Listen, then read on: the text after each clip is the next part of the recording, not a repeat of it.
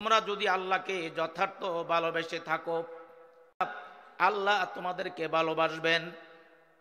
ওয়াগফির লাকুম যুনুবাকুম, আল্লাহ পাক তোমাদেরকে তোমাদের গুনাহগুলো ক্ষমা করে দিবেন। আমার ভাইয়েরা, যদি আপনারা নবীকে অনুসরণ করেন, নবীকে অনুসরণ করা হচ্ছে প্রত্যেকটা উম্মতে মুহাম্মদের জন্য, প্রত্যেকটা মুসলমানের জন্য ফরজে আইন। নবীর অনুসরণ যদি আপনারা করেন, নবীকে যদি জীবনের সর্বক্ষেত্রে আপনি মেনে চলেন, অনুসরণ করেন, তাহলে আল্লাহ পাক দুটি পুরস্কার আপনাকে প্রদান করবেন।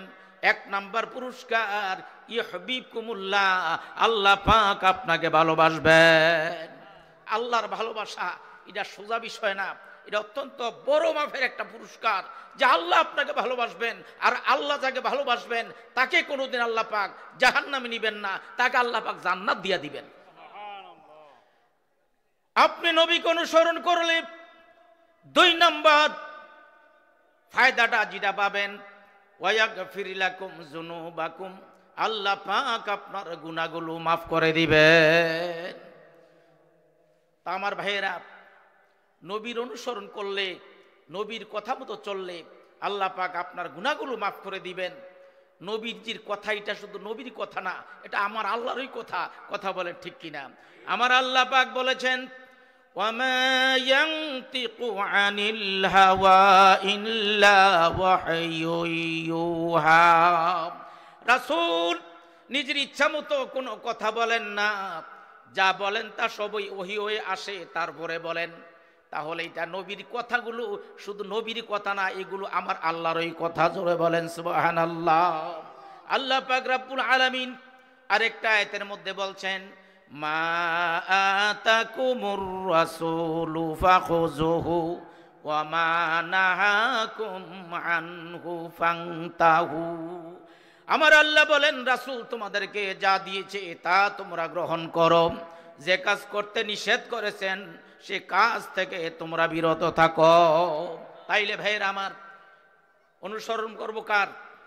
জোরে বলেন, অনুসরণ করব কার? আল্লাহর হুকুম মেনে নবীর অনুসরণ করে আমরা জীবন যাপন করব। নবীজির জীবনের মধ্যে রয়েছে আমাদের জন্য সর্বোত্তম আদর্শ।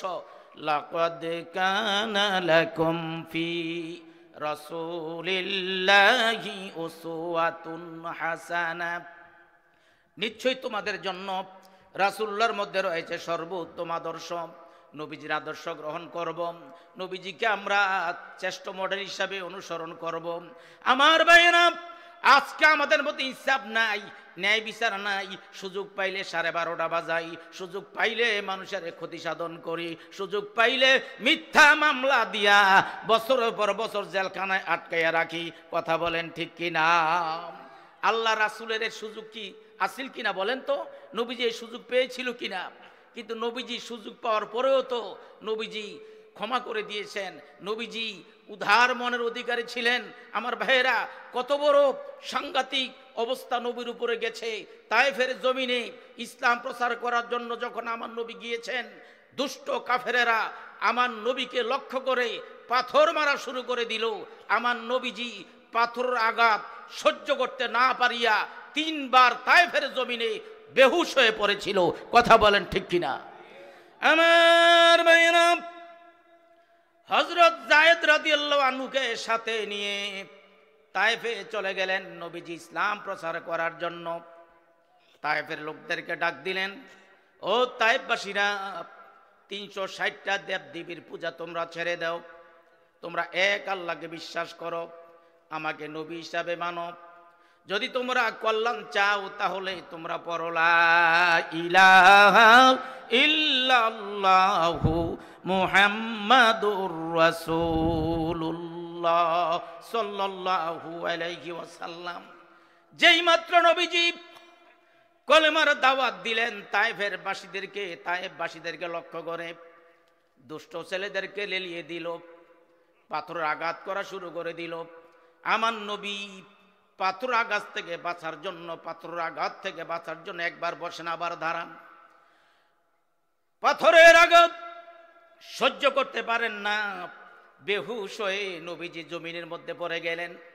যখন একটু হুশ ফিরে আসলেও তায়েফের লোকেরা, কাফের বেঈমানেরা নবীকে দরাদরি করে দাঁড় করিয়ে দিলেন, সামনে হাঁটার চেষ্টা করলেন, আবারও পাথর মারা শুরু করে দিল, আবার নবীজি বেহুশ হয়ে পড়ে গেলেন।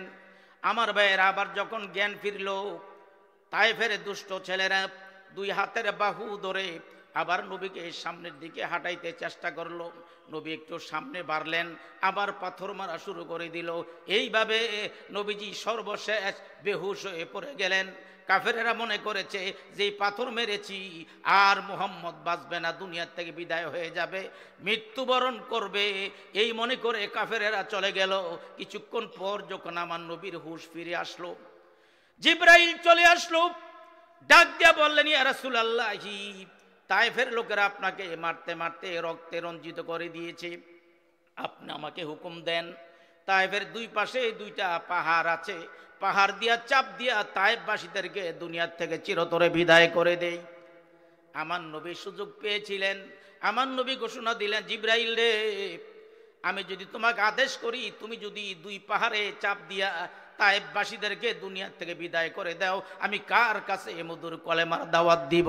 লা ইলাহা ইল্লাল্লাহু মুহাম্মাদুর রাসূলুল্লাহ সাল্লাল্লাহু আলাইহি ওয়াসাল্লাম। হাজারো ব্যথা বেদনার পরে ফিরে আসনি তুমি আপন ঘরে, দিনের আলো তুমি ছড়িয়ে দিতে, চলে গেলে মদিনায় মক্কা ছেড়ে। হে রাসূল, তোমাকে ভুলি আমি কেমন করে, হাজারো ব্যথা বেদনার পরে ফিরে আসনি তুমি আপন ঘরে, দিনের আলো তুমি ছড়িয়ে দিতে, চলে গেলে মদিনায় মক্কা ছেড়ে। হে রাসূল, তোমাকে ভুলি আমি কেমন করে, খেয়ে না খেয়ে দিন প্রচারের কাজে নিজেকে দিয়ে ছবিলিয়ে, তায়েফের কাফেরেরা চিনল না সে আলো, দুষ্ট ছেলেদের পিছু দিল লেলিয়ে, পাথরের আঘাতে ক্ষত বিক্ষত হয়ে সারা শরীর থেকে রক্ত ঝরে। হে রাসূল, তোমাকে ভুলি আমি কেমন করি। নবীজি সুযোগ পেয়েছিলেন, কিন্তু নবীজি প্রতিশোধ নেন নাই। আর আজকে আমরা এই সুযোগ যদি পাইতাম তাহলে কি করতাম, অবস্থা চিন্তা করেন। আজকে সুযোগ পাইলেই মানুষকে 12:30 বাজাই, সুযোগ পাইলে মানুষের ক্ষতি সাধন করি, সুযোগ পাইলে মানুষের সম্পদ আত্মসাৎ করি। সুযোগ পাইছি বিগত 15টা বছর, এমন সুযোগ পাইছে লক্ষ লক্ষ টাকা বিদেশের বাড়িতে পাচার করা হয়েছে। বাংলাদেশ থেকে প্রায় 28 লক্ষ কোটি টাকা বিদেশে পাচার করা হয়েছে। লন্ডনে বাড়ি করেছে, আমেরিকাতে বাড়ি করেছে, কানাডা বাড়ি করেছে, দেশের সম্পদ বিদেশে আত্মসাৎ করেছে। মিথ্যা মামলা দিয়া হাজার হাজার আলেম ওলামাদেরকে জেলখানায় বন্দি করে রেখেছিল। কত হাজার হাজার মানুষের মায়ের বুক খালি করেছে, শত শত সন্তানদেরকে আমার ভাইয়েরা দুনিয়া থেকে চিরতরে বিদায় করে দিয়েছে। সুযোগ মন্দার এটা করা যাবে না, কারণ আল্লাহ এগুলো সহ্য করতে পারে না। আল্লাহ ছাড় দেয় কিন্তু ছেড়ে দেন না। আমার ভাইয়েরা, আমরা ধৈর্য ধারণ করব, ধৈর্যের সাথে মোকাবিলা করব। নবী প্রতিশোধ নেওয়ার পরেও তো, সুযোগ পাওয়ার পরেও তো নবীজি প্রতিশোধ গ্রহণ করে নাই, নবীজি ক্ষমা করে দিয়েছে। এরকম ক্ষমার মন মানসিকতা আমাদের তৈরি হতে হবে, থাকতে হবে। আমার ভাইয়েরা, আমরা কি শিখলাম এখান থেকে? সুযোগ পাইলে মানুষের ক্ষতি সাধন করবেন, চিন্তা করেন না আপনি নিজেই ক্ষতির মধ্যে পড়বেন। কথা বলেন ঠিক কিনা? আইবে খুদরা বদনা বিনাদ্দার জাহা, আইবে খুদরা বদনা বিনাদ্দার জাহা, বাসো দান্দার দোস্তানে আইবে কাসা।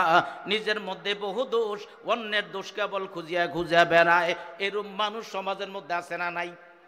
জোরে কোন আছে না নাই? जैसे करनी वैसे बरनी आजकी আর কাল পায়েগা গায়ের কো जो धोखा देगा खुद भी धोखा खाएगा তুমি যদি কোনো মানুষকে ধোঁকায় পালাইতে চাও বিপদে পালাইতে চাও ও মুসলমান তোমার বোঝা উচিত ওই বিপদের মধ্যে তুমি নিজে পইরা মরবা কথা বলেন ঠিক কি না তো নবীজি কেমন ইনসাফদাতা ছিল আজকে একটা চমৎকার ঘটনা আপনাদের সামনে নিয়ে আসছি এজন্য বলবো যদিও আপনারা জানেন শিক্ষার অনেক কিছু আছে আজকে তো আমাদের মধ্যে ইনসাফ নাই ন্যায় বিচার নাই সুযোগ পাইলে মানুষের ক্ষতি সাধন করি আল্লাহ রাসূলের ইনসাফটা কেমন ছিল আমার মায়েরা যুগের দস্তুর নিয়ম ছিল মা সন্তানকে জন্ম দিবে দাত্রী মায়েরা দুধ পান করাবে আমার নবীকে কে দুধ পান করাবে কার কপাল খুলল আপনারা হয়তো মনে মনে হযরত হালিমার কথা ভাবছেন তবে শুনেন হযরত হালিমার ইদানিং স্বাস্থ্যটা বেশি ভালো না হালিমার যে একটা সন্তান আছে ওই সন্তান হালিমার বুক থেকে ঠিকমতো দুধ পায় না যেই হালিমা রাদিয়াল্লাহু আনহা নিজের সন্তানকে ঠিকমতো দুধ পান করাইতে পারে না এই মা কি অন্য শিশুকে দুধ পান করাইতে কোনোদিন রাজি হবে কি বলেন রাজি হবে কথা কোন রাজি হবে কারণ নিজের সন্তানকে ঠিকমতো দুধ পান করাইতে পারে না এই মা তো কোনোদিন অন্য শিশুকে দুধ পান করাইতে রাজি হবে না হযরত হালিমা কেন সন্তানকে দুধ পান করাইতে রাজি হয়ে গেলেন কারণ কি কারণ হচ্ছে হযরত হালিমা রাদিয়াল্লাহু আনহা একদিন স্বপ্নে দেখে হালিমার ঘরে চাদরা ভেঙে আকাশ থেকে একটা নূরের ঝলক হালিমার বুকের মধ্যে পড়ে যায় জোরে বলেন সুবহানাল্লাহ আমার ভাইরা হযরত হালিমা রাদিয়াল্লাহু তাআলা আনহা এই স্বপ্নকে বাস্তবে রূপ দেবে কবে ভোগ ভরা আশা লইয়া উটের পৃষ্ঠে সোয়ার হইলেন মতান্তরে গাদার পিঠে সোয়ার হয়ে তিনি তায়েফ থেকে 70 মাইল দূরে মক্কা নগরীতে চলে আসলেন সন্তান তালাশ করার জন্য হালিমার উটনিটা দুর্বল বেশি দ্রুত গতিতে চলতে পারে না সবার শেষে হযরত হালিমা রাদিয়াল্লাহু আনহা মক্কা শরীফ আসলেন এসে দেখে ধনী লোকের একটা সন্তানও নাই অন্য দাত্রী মায়েরা তাদের শক্তিশালী উটগুলো হাঁকাইয়া সবার আগে মক্কা শরীফে পৌঁছে গিয়েছে ধনী লোকের সব সন্তান কালেকশন করে নিয়ে গেছে ও কেশরাবাসী আপনাদের এলাকার মধ্যে যদি সংবাদ যদি পান মেহমান বাড়িতে আসবে আপন ঘনিষ্ঠ সম্মানিত মেহমান আসবে তাহলে বাজারে যখন আপনি বাজার করার জন্য যাবেন সবার আগে বাজারে যাওয়া লাগবে কারণ বাজারে আগে না গেলে গোশত পাওয়া যাবে না মাছ পাওয়া যাবে না পছন্দের তরকারি মাছ গোশত পাওয়া যাবে না এই জন্য সবার আগে বাজারে যাওয়া লাগে শেষ বাজারে গেলে গরু গোশত পাবেন না ভালো মাছও পাবেন না ঠিক কিনা জোরে কোন ঠিক কিনা কিন্তু হযরত হালিমার উটনিটা দুর্বল হওয়ার কারণে সবার শেষে হযরত হালিমা মক্কা শরীফে আসলেন মক্কা শরীফের গলিতে গলিতে ঘুরতেছে কোনো সন্তান পায় না কারণ অন্য দাত্রী মায়েরা সবার আগে এসে সব সন্তানগুলো কালেকশন করে নিয়ে গেছে আমার ভাইয়েরা হযরত হালিমা রাদিয়াল্লাহু আনহা মক্কার গলিতে ঘুরতেছে সন্তান তালাশ করতেছে এক জায়গা যাইয়া দেখে আমার নবীজির দাদা আব্দুল মুতালিব একটা শিশু সন্তান কোলে নিয়ে দাঁড়িয়ে আছেন তিনি মুহাম্মদুর রাসূলুল্লাহ সাল্লাল্লাহু আলাইহি ওয়াসাল্লাম আব্দুল মুতালিব হযরত হালিমাকে দেখে জিজ্ঞাসা করলেন কি নাম তোমার কয় আমার নাম হালিমা তুমি কি দাত্রী বলে হও হালিমা গো আমার একটা কথা শোনো গো হালিমা ও হালিমা এটা আমার নাতি গো হালিমা কত দাত্রী মায়েরা এদিক দিয়ে আসা যাওয়া করেছে কিন্তু কেউ আমার নাতির নিতে চায় না গ্রহণ করতে চায় না কারণ একটাই দোষ আমার নাতি এতিম শব্দটা শুনলে কেউ আমার নাতিরে নিতে চায় না গ্রহণ করতে চায় না দাত্রী মায়েরা মনে করে আব্দুল্লাহর পোলা মুহাম্মদ আমরা বলি সাল্লাল্লাহু আলাইহি ওয়াসাল্লাম কারণ নবীজির নাম শুনলে দুরূদ শরীফ পড়া ওয়াজিব হয়ে যায় হাদিসের মধ্যে আসছে আমার নবী বলেন মান সাল্লাল্লাহু আলাইহি ওয়াহিদাতান সাল্লাল্লাহু আলাইহি আশরান যে ব্যক্তি আমার নবীর উপরে একবার দুরূদ শরীফ পড়বে আল্লাহর 10টা রহমত তার উপর নাজিল হবে এজন্য বেশি বেশি করে দুরূদ শরীফ পড়বেন সবচেয়ে ছোট্ট যে দুরূদরা সাল্লাল্লাহু আলাইহি ওয়াসাল্লাম আমি হিসাব করে দেখেছি 100 বার পড়লে 5 মিনিট সময় লাগে। যদি আপনি 500 বার পড়েন তাহলে 25 মিনিট, আর যদি 1000 বার পড়েন তাহলে 50 মিনিট সময় লাগতে পারে।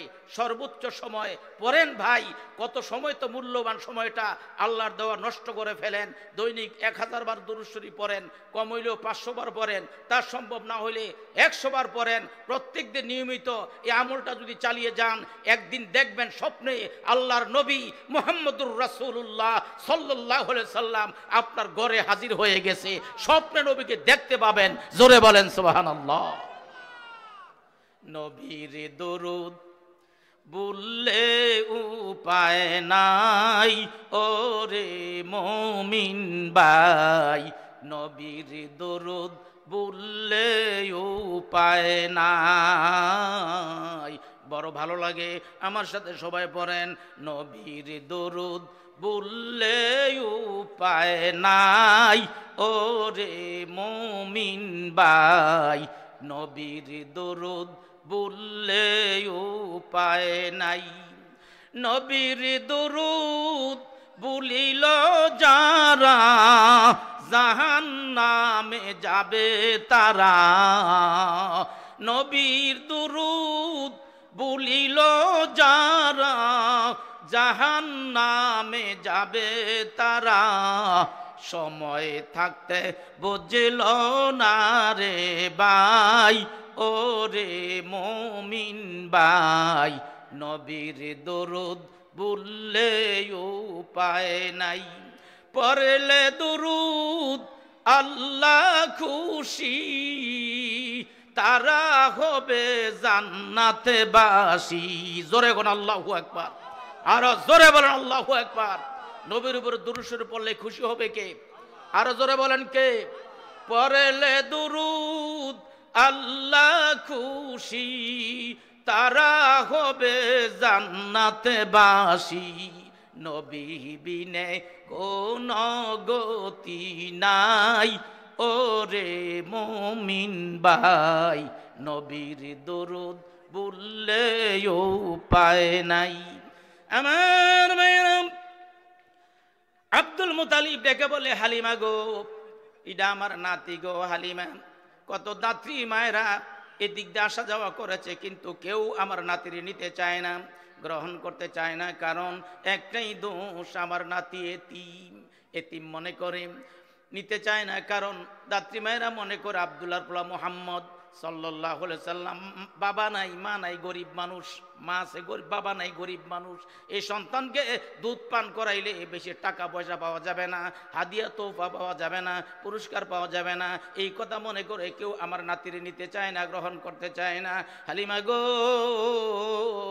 আমার একটা কথা শোনো গো হালিমা, যদিও মুহাম্মদ এতিম, তার বাবা আব্দুল্লাহ দুনিয়ায় বেঁচে নাই, আমি তো দাদা বেঁচে আছি, আমি তোমাকে 1 পয়সা কম দিব না, টাকা দিব, পয়সা দিব, দামি দামি বুড়োক্ষণ দিব, সব দিব গো হালিমা।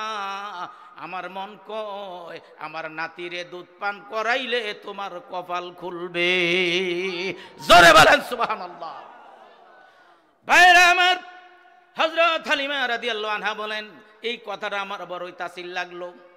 আব্দুল মুতালিব সাহেব বলছেন, আমার বলে কপাল খুলবে। 2টা হাত বিছিয়ে দিছে, দেন গো দেন, এতিম মুহাম্মদকে আমার কোলে উঠাইয়া দেন। এবার হযরত আব্দুল মুতালিব আমার নবীকে, শিশু নবীকে হালিমার কোলে উঠাইয়া দিলেন। হযরত হালিমা বলেন, জীবনে কত শিশু কোলে লইছে, আমার বুকটা ভরে নাই, কিন্তু যেই মাত্র এতিম মুহাম্মদকে কোলে লইছি, সাথে সাথে আমার পুরা বুকটা ভরে গেছে। হযরত হালিমা বলেন, আমার স্তন শুকিয়ে গেছে, আমার সন্তান আমার কাছে ঠিক মতো দুধ পায় নাই, আমি তৃপ্তি সহকারে আমার সন্তানকে আমি ঠিক মতো দুধ পান করাইতে পারি না, কিন্তু যেই মাত্র এতিম মুহাম্মদকে কোলে লইছি, চুমা খাইছি, সাথে সাথে আমার 2টা শুকনা স্তন দুধে ভরে গেছে। আরো জোরে বলেন সুবহানাল্লাহ। এখানে কথা শেষ না। হযরত হালিমা রাদিয়াল্লাহু আনহা বলেন, আমি এতিম মুহাম্মদকে কোলে লইয়া আমি আমার দুর্বল উটনির কাছে গেলাম, যাইয়ে দেখি রে আমার দুর্বল উটনি তাজা হইয়া দাঁড়ায় রইছে। জোরে বলেন আল্লাহু আকবার। ভাইরা আমার, হযরত হালিমা রাদিয়াল্লাহু আনহা বলেন, এতিম মুহাম্মদকে লইয়া উটনির পিঠে সোয়ার হইলাম, সবার শেষে মক্কা শরীফ থেকে তায়েফের দিকে যাত্রা ধরলাম, সবার শেষে রওনা দিলাম। কুদার কুদরুত বোঝা যায় না গো ভাই। হযরত হালিমা বলেন সবার শেষে রওনা হইলাম, সবার আগে তায়েফে পৌঁছে গেলাম। অন্য যাত্রী মায়েরা ডাক দিয়া জিজ্ঞাসা করলেন, এ হালিমা ব্যাপার কি গো, কারণ কি? সবার শেষে রওনা হইলা, সবার আগে তুমি তায়েফে পৌঁছে গেলা। হালিমা গো, না জানি কোন একটা কোনাচ্চা রাস্তার সন্ধান তুমি পেয়েছ, না জানি কোন একটা ফাঁড়ি রাস্তার সন্ধান পেয়েছ। ও হালিমা, আমরা ব্যবসা করার জন্য তায়েফ থেকে মক্কা শহরে বহুবার আসা যাওয়া করা লাগে, কোন রাস্তা জানি তাড়াতাড়ি আসছো, রাস্তাটা জানি তোমার মনে আসেনি। কোনাচ্চা রাস্তা জানি তোমার মনে আসেনি। আসলে ভাই কোনো ফাঁড়ি রাস্তা না, কোনো কোনাচ্চা রাস্তাও নয়, তা হচ্ছে আমার নবীজির মুজেজা। জোরে বলেন সুবহানাল্লাহ। আমার নবীজির উপরে 3000-এর বেশি মুজেজা ছিল। জোরে কোন কয় হাজার? আর জোরে কোন কয় হাজার? এর মধ্যে সর্বশ্রেষ্ঠ মুজিজা হচ্ছে 30 পারা কোরআন, শুধুমাত্র কোরআন, কেবলমাত্র কোরআন। এই কোরআন আগামী সংসদে আমরা পাঠাইতে চাই। কোরআন শরীফ থেকে সংসদে কোরআনের আইন পাশ হবে, ইসলামী রাষ্ট্র ব্যবস্থা কায়েম হবে, কোরআন দিয়ে আমাদের দেশ চলবে, সেক্রেটারিয়েট চলবে, অফিস আদালত চলবে। এই কোরআনের পক্ষে কারা কারা আছেন হাতগুলো উঁচু করে আল্লাহকে দেখান। নারায়ে তাকবীর, নারায়ে তাকবীর। আল কোরআনের আলো বলতে হবে, সংসদে জালো, আল কোরআনের আলো সংসদে জালো। আমার ভাইরা, এখানেই কথা শেষ না। হযরত হালিমা রাদিয়াল্লাহু আনহা বলেন, এতিম মুহাম্মদ সব সময় আমার ডান স্তনে দুধ পান করতেন। হাজারো চেষ্টা করেছি, আমি আমার বাম স্তনটা মুহাম্মদুর রাসূলুল্লাহর মুখে ঢুকাইতে পারি নাই।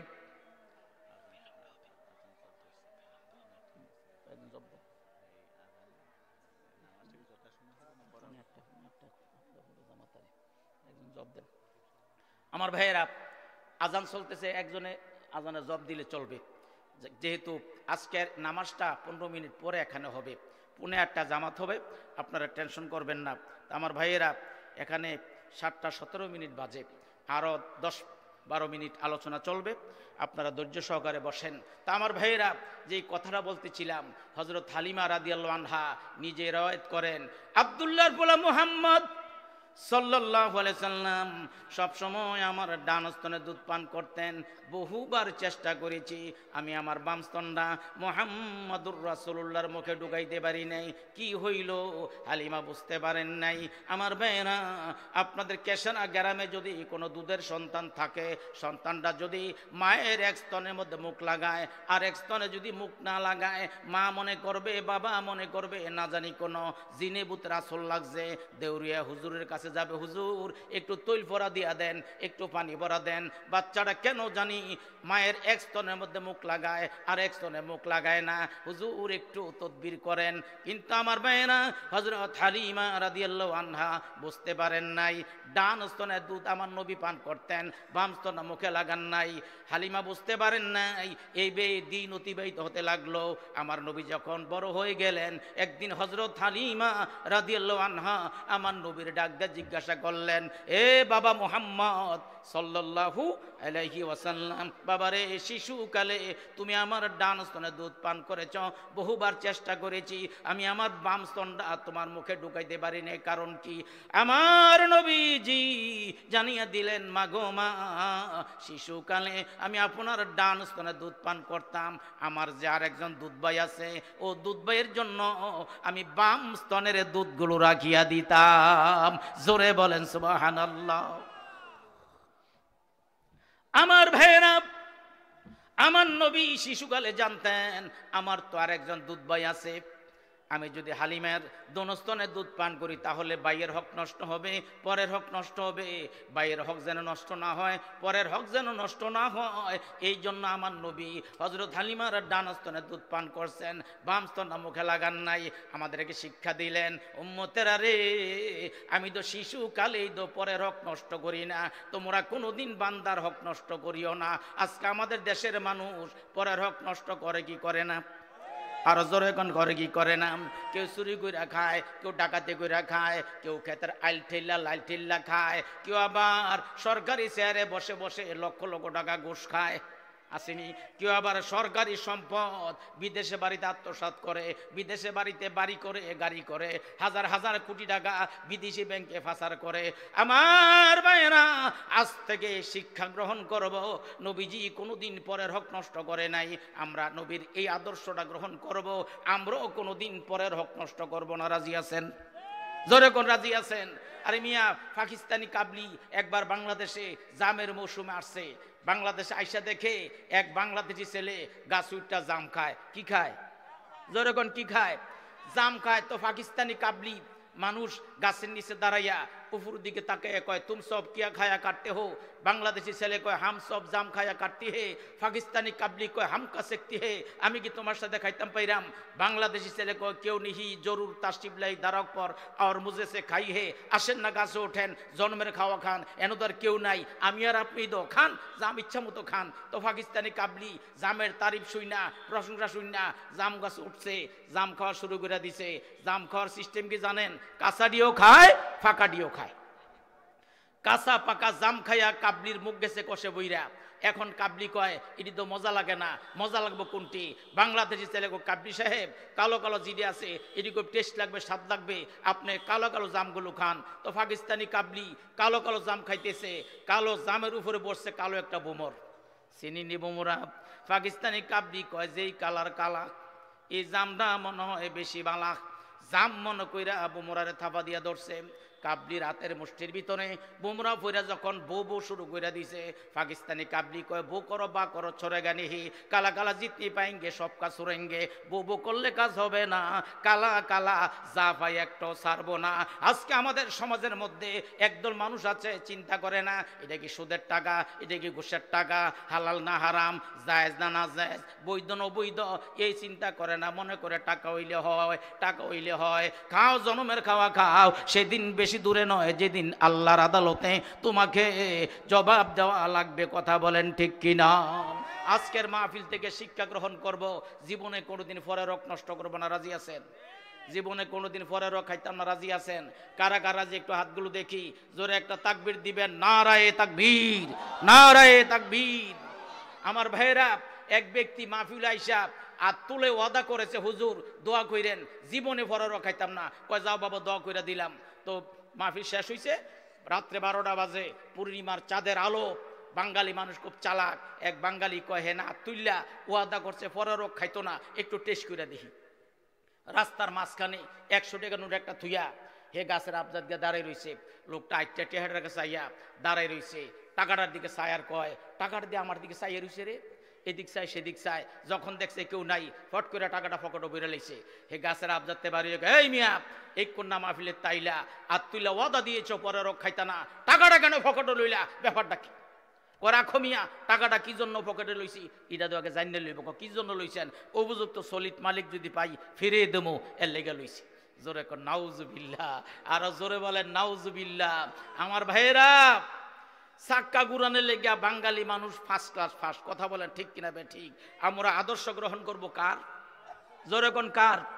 নবীজির আদর্শ গ্রহণ করব, নবীজির তরিকে আমরা জীবন চালাইব। নবী যেমনে চলছে আমরা ঠিক এইভাবে চলবো, সুন্নত তরিকায় জীবন চালাবো। আমার ভাইয়েরা, শুধু দাওয়াত খাওয়া সুন্নত না, মেহমানদারি করা সুন্নত না, মাথায় টুপি পরা সুন্নত না, দাড়ি রাখা শুধু সুন্নত না, মুসকে ছোট রাখা সুন্নত না। আমার ভাইয়েরা, রাষ্ট্র পরিচালনা করো সুন্নত, ইসলামের জন্য হক কথা বলে কাফের হাতে মার খাওয়া সুন্নত। কথা বলেন ঠিক কিনা বেটি? সুন্নাত নয় শুধু দাওয়াতের মেহমান, সুন্নাত নয় শুধু খাওয়া শেষে মধুপান, আরো কিছু সুন্নাত আছে তুমি জানো কি? জানলেও জীবনে কখনো তা মানো কি?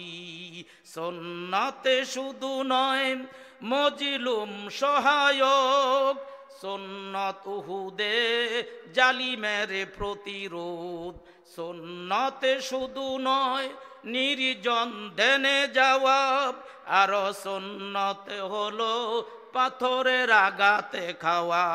মোহাব্বতে তার সুদিনের সাথী তুমি, দুর্দিনেও তার পাশে থাকো কি। আরো কিছু সুন্নত আছে তুমি জানো কি, জানলেও জীবনে কখনো তা মানো কি। আরো কিছু সুন্নত আছে তুমি জানো কি, জানলেও জীবনে কখনো তা মানো কি। সুন্নতে শুধু নয় নমনীয় আলাপন, সুন্নত প্রয়োজনে হুঙ্কার গর্জন। কথা বলেন ঠিক কিনা? সুন্নতে শুধু নয় নমনীয় আলাপন, সুন্নত প্রয়োজনে হুঙ্কার গর্জন। সুন্নতে শুধু নয় মেষে চড়াতে যাওয়া, আর সুন্নতে হলো রাষ্ট্রনায়ক হওয়া। মুহাব্বতে তার খালিদ উমর আলী, আবু বকরের মতো পাশে থাকো কি। আরো কিছু সুন্নত আছে তুমি জানো কি, জানলেও জীবনে কখনো তা মানো কি। সব সুন্নত নবীজির মানতে হবে। কথা বলেন ঠিক কিনা বেঠিক? তাহলে আপনি সুন্নি মুসলমান দাবি করতে পারবেন। আমি একটা হাদিস আপনাদের সামনে তেলাওয়াত করেছি, হাদিসের অনুবাদটা করে শেষ করবে ইনশাআল্লাহ। আল্লাহ রাসূল বলছেন, ইন্নাল জান্নাতা তাশতাকু ইলা খামসাতি নাফারি, নিশ্চয় 5 ব্যক্তির জন্য জান্নাত আগ্রহ প্রকাশ করবে জান্নাতে নেওয়ার জন্য। কয় ব্যক্তির জন্য? জোরে কোন কয় ব্যক্তির জন্য? যদি 5টা কাজ করতে পারেন, 5টা আমল করতে পারেন, আপনার জন্য আমার জন্য জান্নাত আগ্রহ প্রকাশ করবে। 1 নম্বর আমল হচ্ছে তালিউল কোরআন, কোরআন শরীফ তেলাওয়াতকারী, কোরআন অধ্যয়নকারী। কোরআন শরীফ তেলাওয়াত করবেন, কোরআন অধ্যয়ন করবেন, কোরআন অনুযায়ী ব্যক্তি সমাজ রাষ্ট্র চালানোর চেষ্টা করবেন, তাহলে আপনার জন্য জান্নাত আগ্রহ প্রকাশ করবে জান্নাত নেওয়ার জন্য। 2 নম্বর আমল ওয়াহাফিজুল লিসান, নিজের জবানকে হেফাজত করতে হবে। এই জবান দিয়া ফাহিশা কোনো কথাবার্তা বলা যাবে না, এই জবান দিয়া কারো বিরুদ্ধে গীবত করা যাবে না, হিংসা করা যাবে না, আমার ভাইয়েরা কারো ক্ষতি সাধন করা যাবে না। এই জবান দিয়া গাঁজা, মদ, হেরোইন, ইয়াবা সেবন করা যাবে না। এই জবান দিয়া কথা বললে ভালো কথা বলবেন, নতুবা চুপ থাকবেন। হাদিস শরীফের মধ্যে আসছে, আমার নবী বলেন, মান কানা ইউমিনু বিল্লাহি ওয়াল ইয়াউমিল আখির ফালিয়াকুল খাইরান আও লিয়াসমুত। যে ব্যক্তি আল্লাহ এবং পরকালকে বিশ্বাস করেছে সে যেন ভালো কথা বলে, নতুবা চুপ থাকে। তাহলে জবানকে কন্ট্রোল করতে হবে, হেফাজত করতে হবে। বুখারী শরীফের একটা হাদিসের মধ্যে এসেছে, আমার ভাইয়েরা, আল্লাহর রাসূল বলেন, মাইয়াদমানু লি মা বাইনা লিহিয়াহি ওয়া মা বাইনা রিজলাইহি আদমাল্লাহুল জান্নাহ। আমার নবী বলেন, ও আমার উম্মতেরা, তোমরা যদি 2টা জিনিসকে হেফাজত করতে পারো, 2টা জিনিসকে কন্ট্রোল করতে পারো, 1 নম্বরে জবান, 2 নম্বরে লজ্জাস্থান, এই 2টা জিনিসকে যদি কন্ট্রোল করতে পারো, হেফাজত করতে পারো, আমি নবী তোমার জন্য জান্নাতের জামিন হয়ে গেলাম। জোরে বলেন সুবহানাল্লাহ।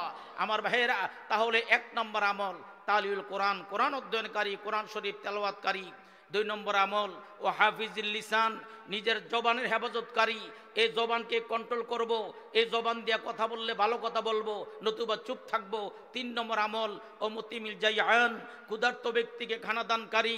আপনার পাশে ডাইনে বামে সামনে পিছনে আপনি প্রতিবেশী, এরকমও থাকতে পারে আপনার প্রতিবেশী এক বেলা খাইলে আরেক বেলা খাইতে পায় নাই, এমন গরিব মানুষটাকে আপনি খাবার খাওয়াইছেন, দরিদ্রের পাশে দাঁড়িয়েছেন, আপনার জন্য জান্নাত আগ্রহ প্রকাশ করবে জান্নাতে নেওয়ার জন্য। 4 নম্বর আমল ও মুকসিল ওরিয়ান, বস্ত্রহীনকে বস্ত্র পরিধানকারী। এমন মানুষ সমাজের মধ্যে আছে, ভালো একটা কাপড় নাই, বিধবা গরিব মহিলা, ওই মহিলাকে একটা কাপড় কিনে দিলেন। মাদ্রাসা ছেলেটা পড়ে, হাফিজিয়া মাদ্রাসায়, নুরানি মাদ্রাসায় অথবা কমি মাদ্রাসা, আলিয়া মাদ্রাসায় গরিব মানুষ, একটা পায়জামা পাঞ্জাবি কিনে দিলেন। আমার ভাইয়েরা, আপনার জন্য আল্লাহর বেহেশত অপেক্ষা করবে। জোরে বলেন সুবহানাল্লাহ। পাঁচ নাম্বার আমলটা হচ্ছে ওমাং সাল্লা আলা হাবিবির রহমান, যে ব্যক্তি আমার নবীজির উপরে দুরূদ শরীফ পাঠ করে বেশি বেশি করে দুরূদ শরীফ পড়ব, পাঁচটা আমল করলে আপনার আমার জন্য জান্নাত আগ্রহ প্রকাশ করবে। আমার ভাইয়েরা, অনুসরণ করব কার? জোরে কোন কার? আরো জোরে বলেন কার? নবীজির অনুসরণ করব। নবী যেমনে বলছে চলার জন্য আমরা ঠিক এমনি চলবো। নবী ছিলেন পৃথিবীর শ্রেষ্ঠতম আমানতদার। জোরে বলেন সুবহানাল্লাহ। আজকে আমাদের আমানতদারি নাই, আমানতের খেয়ানত করি। আল্লাহর রাসূল বলেন লা ঈমান লিমান লা আমানাতা লাহু, যার আমানতদারি ঠিক নাই তার ঈমানও ঠিক নাই। এক বেটা ব্যাংকের অ্যাকাউন্ট জানে না, নিয়ম কানুন জানে না, দস্তখত জানে না, সিগনেচার জানে না। মাতবর সাহেবের কাছে কাকু, মাতবর সাহেব আমি তো ব্যাংকের অ্যাকাউন্ট জানি না, নিয়ম কানুন জানি না, দস্তখত জানি না, সিগনেচার জানি না, আপনার কাছে 10,000 টাকা জমা রাখলাম, আমনি আমার ব্যাংক। তিন মাতবর সাহেব মনে মনে কয় মাশাআল্লাহ ফার্স্ট ক্লাস কথা কইছ, দে খাইয়া হজম করে লাই। 3 মাস পরে গিয়ে কয় মাতবর সাহেব আমি যে গত 3 মাস আগে আপনার কাছে 10,000 টাকা জমা রাখছিলাম, আমার টাকাটা ফেরত দেন। কয় বেটা কোনো দলিল আছে, কোনো ডকুমেন্ট আছে বেটা? কথা কইতি তালফাস না, চাক্কা ঘুরে লাইছে। চাক্কা ঘুরানোর জন্য বাঙালি মানুষ ফার্স্ট ক্লাস ফার্স্ট। কথা বলেন ঠিক কিনা? মক্কার কাফের বেঈমানেরা আমার নবীকে দুনিয়া থেকে চিরতরে বিদায় করে দেওয়ার জন্য সশস্ত্র বাহিনী অস্ত্র শস্ত্র নিয়ে আমার নবীর ঘরের চতুর্দিক দিয়ে ঘেরাও করে ফেলেছে। আজকে রাত্রের মধ্যে আমার নবীকে দুনিয়ার থেকে চিরতরে বিদায় করে দিবে। ঘরের ভিতরে হযরত আলী রাদিয়াল্লাহু তাআলা আনহু কেউ নাই। এমন এই মুহূর্তে জিবরাইল চলে আসলো, বলল ইয়া রাসূলুল্লাহ আজকে রাত্রের মধ্যে আপনি মদিনার উদ্দেশ্যে ঘর থেকে হিজরত করার জন্য বের হয়ে যেতে হবে। হিজরতের হুকুমটা নবীজি তখন পাইলেন যখন মক্কার কাফের বেঈমানেরা আমার নবীর ঘরের চতুর্দিক দিয়ে ঘেরাও করে রাখছে। ঘেরাও করলে কি হবে? আল্লাহ যাকে বাঁচাবে দুনিয়ার কেউ তাকে মারতে পারবে? জোরে করে মারতে পারবে? রাখে আল্লাহ মারে কে গো, কাফেরেরা জানতো না,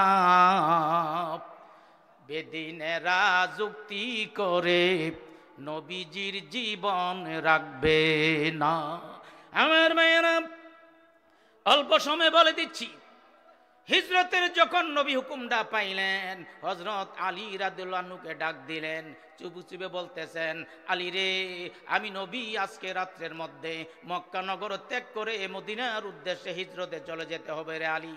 হযরত আলী রাদিয়াল্লাহু আনহু হিজরতের যখন হুকুমটা পাইলেন, আমার ভাইরা আমার নবীকে ডাক দিয়ে বললেন হুজুর নবীজি গো, আপনি কি কাফেরের ভয়ে মদিনা যাবেন না আল্লাহর হুকুমে? যদি কাফেরের ভয় হয়ে থাকে গো নবী, একটা তরবারি আমার হাতে দেন, আমি ঘরের দরজায় বসে থাকবো, আপনি ভিতরে থাকবেন, আমি দেখবো গো পৃথিবীর কোন শক্তি আমার হুজুরকে মারতে আসে।